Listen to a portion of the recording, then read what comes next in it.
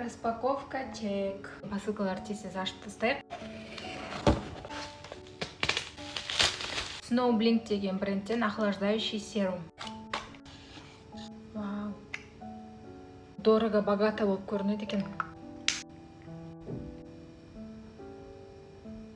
Иісі жоқ екен. Это плюс. Келесі.